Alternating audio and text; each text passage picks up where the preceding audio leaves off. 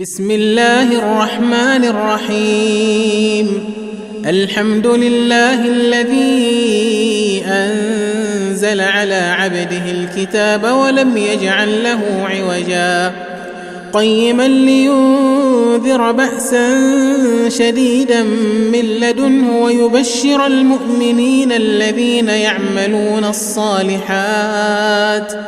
ويبشر المؤمنين الذين يعملون الصالحات أن لهم أجرا حسنا ماكثين فيه أبدا وينذر الذين قالوا اتخذ الله ولدا ما لهم به من علم ولا لآبائهم كبرت كلمة تخرج من أفواههم إن يقولون إلا كذبا فلعلك باخع نفسك على آثارهم إن لم يؤمنوا بهذا الحديث أسفا إنا جعلنا ما على الأرض زينة لها لنبلوهم أيهم أحسن عملا وإنا لجاعلون ما عليها صعيدا جرزا أم حسبت أن أصحاب الكهف والرقيم كانوا من آياتنا عجبا إذ أوى الفتية إلى الكهف فقالوا ربنا آتنا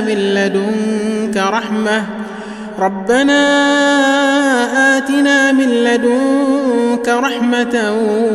وهيئ لنا من أمرنا رشدا فضربنا على آذانهم في الكهف سنين عددا ثم بعثناهم لنعلم أي الحزبين أحصى لما لبثوا أمدا نحن نقص عليك نبأهم بالحق إنهم فتية آمنوا بربهم وزدناهم هدى وربطنا على قلوبهم إذ قاموا فقالوا ربنا رب السماوات والأرض لن ندعو من دونه إلها لقد قلنا إذا شططا هؤلاء قومنا اتخذوا من دونه آلهة لولا يأتون عليهم بسلطان بين فمن أظلم ممن افترى على الله كذبا وإذ اعتزلتموهم وما يعبدون إلا الله فأووا إلى الكهف ينشر لكم ربكم من رحمته ويهيئ لكم من أمركم مرفقا وترى الشمس إذا طلعت تزاور عن كهفهم ذات اليمين وإذا غربت تقرضهم ذات الشمال وهم في فجوة منه ذلك من آيات الله من يهد الله فهو المهتد ومن يضلل فلن تجد له وليا مرشدا وتحسبهم أيقاظا وهم رقود ونقلبهم ذات اليمين وذات الشمال وكلبهم باسط ذراعيه بالوصيد لو اطلعت عليهم لوليت منهم فرارا ولملئت منهم رعبا وكذلك بعثناهم ليتساءلوا بينهم قال قائل منهم كم لبثتم قالوا لبثنا يوما أو بعض يوم قالوا ربكم أعلم بما لبثتم فابعثوا أحدكم بورقكم هذه إلى المدينة فلينظر أيها أزكى طعاما فليأتكم برزق منه وليتلطف ولا يشعرن بكم أحدا إنهم إن يظهروا عليكم يرجموكم أو يعيدوكم في ملتهم ولن تفلحوا إذن أبدا. وكذلك أعثرنا عليهم ليعلموا أن وعد الله حق وأن الساعة لا ريب فيها، إذ يتنازعون بينهم أمرهم فقالوا ابنوا عليهم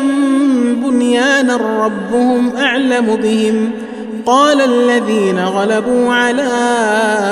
أمرهم لنتخذن عليهم مسجدا. سيقولون 3 رابعهم كلبهم ويقولون 5 سادسهم كلبهم رجما بالغيب ويقولون 7 وثامنهم كلبهم قل ربي أعلم بعدتهم ما يعلمهم إلا قليل فلا تمار فيهم إلا مراء ظاهرا ولا تستفت فيهم منهم أحدا ولا تقولن لشيء إني فاعل ذلك غدا إلا أن يشاء الله واذكر ربك إذا نسيت وقل عسى أن يهديني ربي لأقرب من هذا رشدا. ولبثوا في كهفهم 300 سنين وازدادوا 9 قل الله أعلم بما لبثوا له غيب السماوات والأرض أبصر به وأسمع ما لهم من دونه من ولي ولا يشرك في حكمه أحدا. واتل ما أوحي إليك من كتاب ربك لا مبدل لكلماته ولن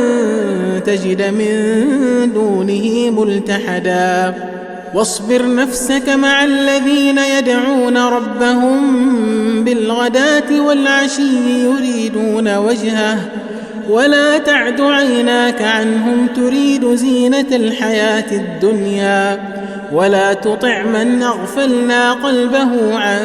ذكرنا واتبع هواه وكان أمره فرطا. وقل الحق من ربكم فمن شاء فليؤمن ومن شاء فليكفر إنا أعتدنا للظالمين نارا أحاط بهم سرادقها وإن يستغيثوا يغاثوا بماء كالمهل يشوي الوجوه بئس الشراب وساءت مرتفقا. إن الذين آمنوا وعملوا الصالحات إنا لا نضيع أجر من أحسن عملا أولئك لهم جنات عدن تجري من تحتهم الأنهار يحلون فيها من أساور من ذهب ويلبسون ثيابا خضرا من سندس واستبرق متكئين فيها على الأرائك نعم الثواب وحسنت مرتفقا. واضرب لهم مثل الرجلين جعلنا لأحدهما جنتين من أعناب وحففناهما بنخل وجعلنا بينهما زرعا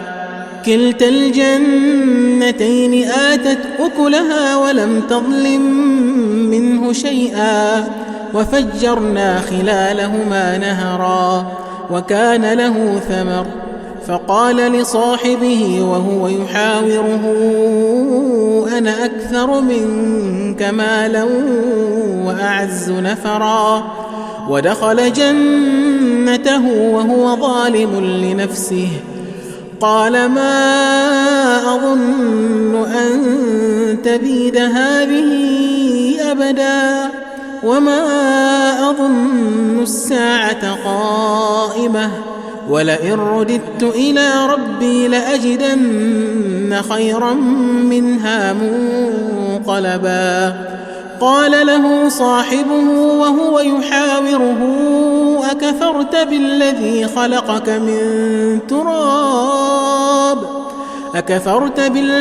خلقك من تراب ثم من نطفة ثم سواك رجلا لكن هو الله ربي ولا أشرك بربي أحدا. ولولا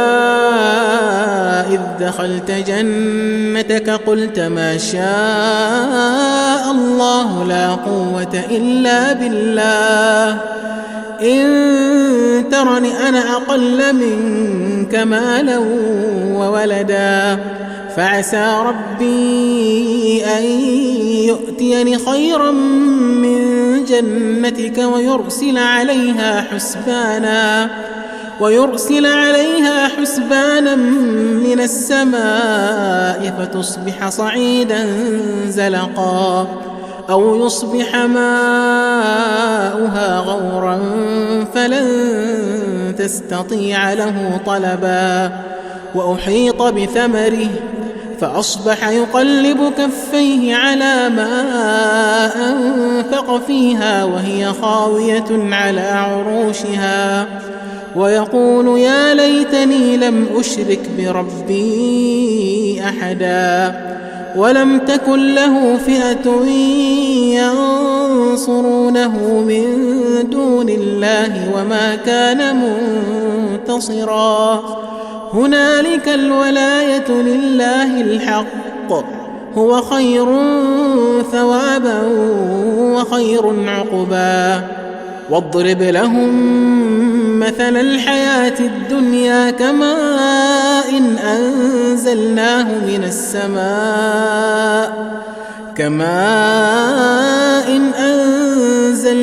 من السماء فاختلط به نبات الأرض فأصبح هشيما تذروه الرياح وكان الله على كل شيء مقتدرا. المال والبنون زينة الحياة الدنيا والباقيات الصالحات خير عند ربك ثوابا وخير أملا. ويوم نسير الجبال وترى الأرض بارزة وحشرناهم فلم نغادر منهم أحدا وعرضوا على ربك صفا لقد جئتمونا كما خلقناكم أول مرة بل زعمتم أن لن نجعل لكم موعدا. ووضع الكتاب فترى المجرمين مشفقين مما فيه ويقولون يا ويلتنا ما لهذا الكتاب لا يغادر صغيرة ولا كبيرة إلا أحصاها ووجدوا ما عملوا حاضرا ولا يظلم ربك أحدا. وإذ قلنا للملائكة اسجدوا لآدم فسجدوا إلا إبليس كان من الجن ففسق عن أمر ربه أفتتخذونه وذريته أولياء من دوني وهم لكم عدو بئس للظالمين بدلا. ما أشهدتهم خلق السماوات والأرض ولا خلق أنفسهم وما كنت متخذ المضلين عضدا. ويوم يقول نادوا شركائي الذين زعمتم فدعوهم فلم يستجيبوا لهم وجعلنا بينهم موبقا. ورأى المجرمون النار فظنوا أنهم مواقعوها ولم يجدوا عنها مصرفا. ولقد صرفنا في هذا القرآن للناس من كل مثل وكان الإنسان أكثر شيء جدلا وما منع الناس أن يؤمنوا إذ جاءهم الهدى ويستغفروا ربهم إلا أن تأتيهم سنة الأولين أو يأتيهم العذاب قبلا وما نرسل المرسلين إلا مبشرين ومنذرين ويجادل الذين كفروا بالباطل ليدحضوا به الحق واتخذوا آياتي وما أنذروا هزوا ومن أظلم ممن ذكر بآيات ربه فأعرض عنها ونسي ما قدمت يداه إنا جعلنا على قلوبهم أكنة أن يفقهوه وفي آذانهم وقرا وإن تدعهم إلى الهدى فلن يهتدوا إذن أبدا وربك الغفور ذو الرحمة لو يؤاخذهم بما كسبوا لعجل لهم العذاب بل لهم موعد لن يجدوا من دونه موئلا وتلك القرى أهلكناهم لما ظلموا وجعلنا لمهلكهم موعدا وإذ قال موسى لفتاه لا أبرح حتى أبلغ مجمع البحرين أو أمضي حقبا فلما بلغا مجمع بينهما نسيا حوتهما فاتخذ سبيله في البحر سربا فلما جاوزا قال لفتاه آتنا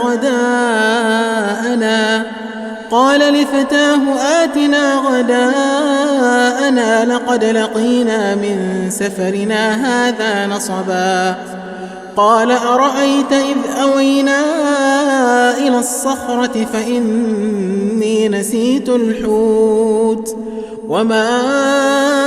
أنسانيه إلا الشيطان أن أذكره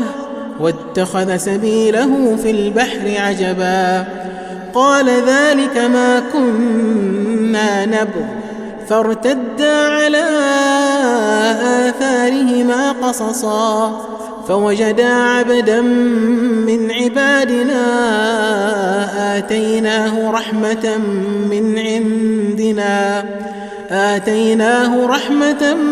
من عندنا وعلمناه من لدنا علما قال له موسى هل أتبعك على أن تعلمني مما علمت رشدا قال إنك لن تستطيع معي صبرا وكيف تصبر على ما لم تحط به خبرا قال ستجدني إن شاء الله صابرا ولا أعصي لك أمرا قال فإن اتبعتني فلا تسألني عن شيء حتى أحدث لك منه ذكرا فانطلقا حتى إذا ركبا في السفينة خرقها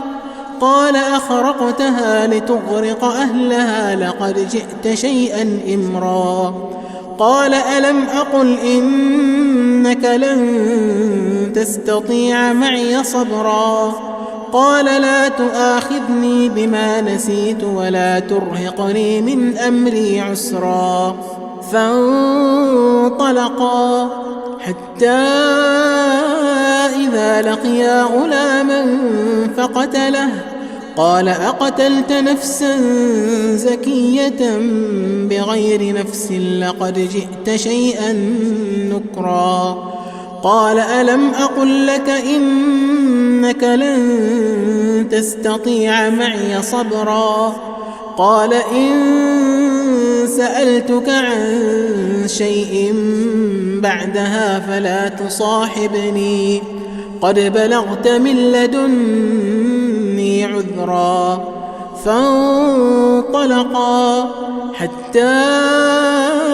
إذا أتيا أهل قرية استطعما أهلها فأبوا أن يضيفوهما فوجدا فيها جدارا يريد أن ينقض فأقامه. قال لو شئت لاتخذت عليه أجرا.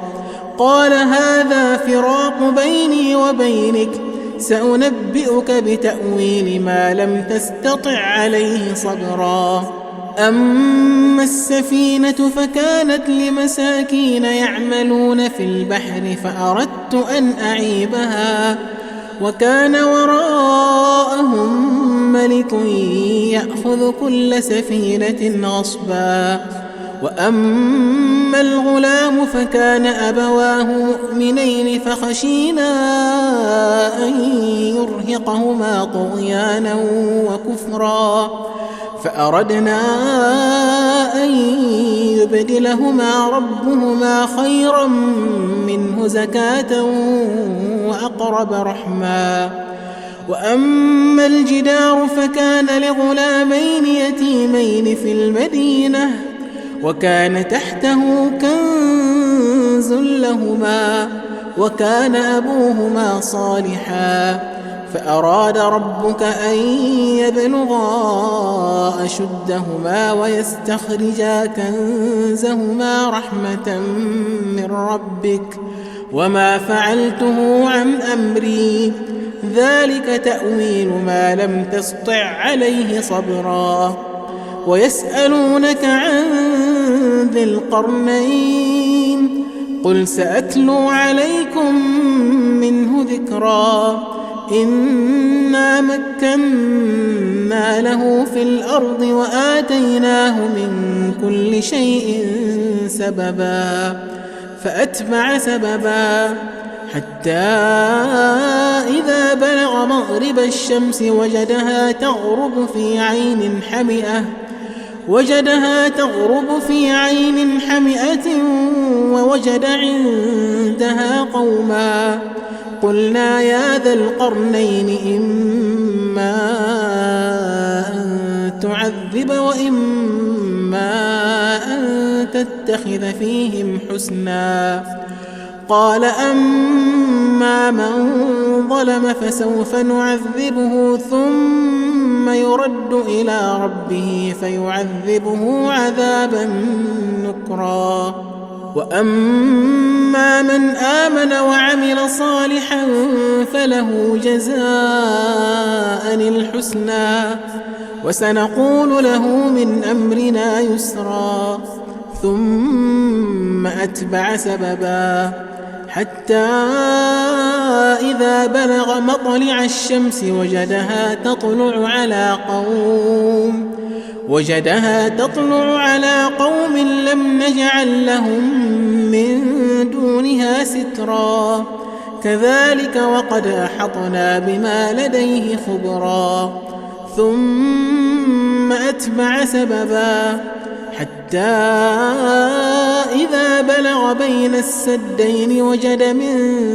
دونهما قوما لا يكادون يفقهون قولا. قالوا يا ذا القرنين إن يأجوج ومأجوج مفسدون في الأرض فهل نجعل لك خرجا على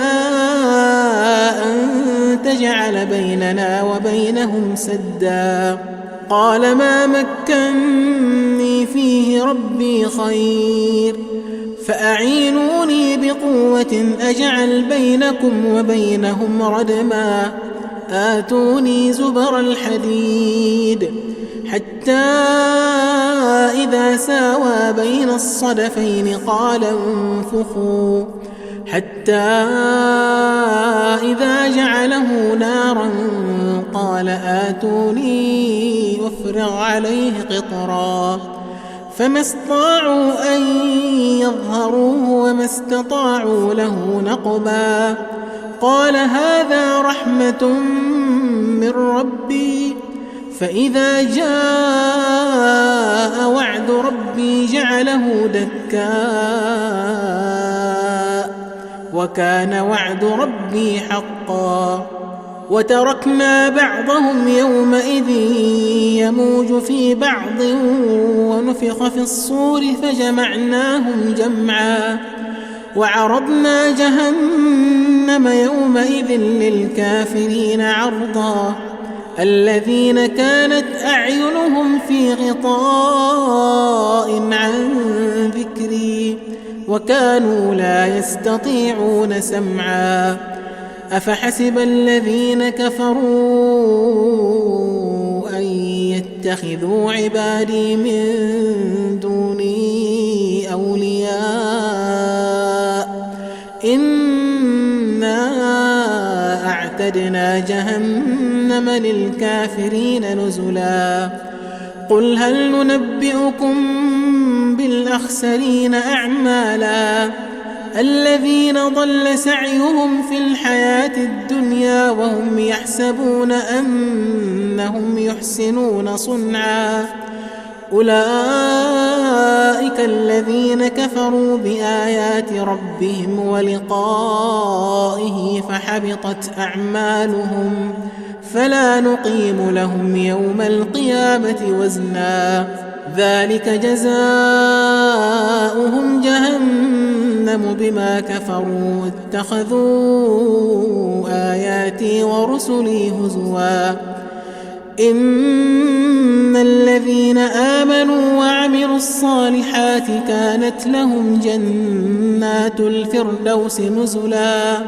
خالدين فيها لا يبغون عنها حولا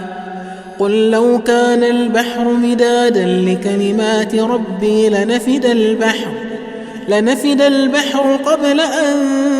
تنفد كلمات ربي ولو جئنا بمثله مددا قل إنما أنا بشر مثلكم يوحى إلي أنما إلهكم إله واحد فمن كان يرجو لقاء ربه فليعمل عملا صالحا ولا يشرك بعبادة ربه أحدا.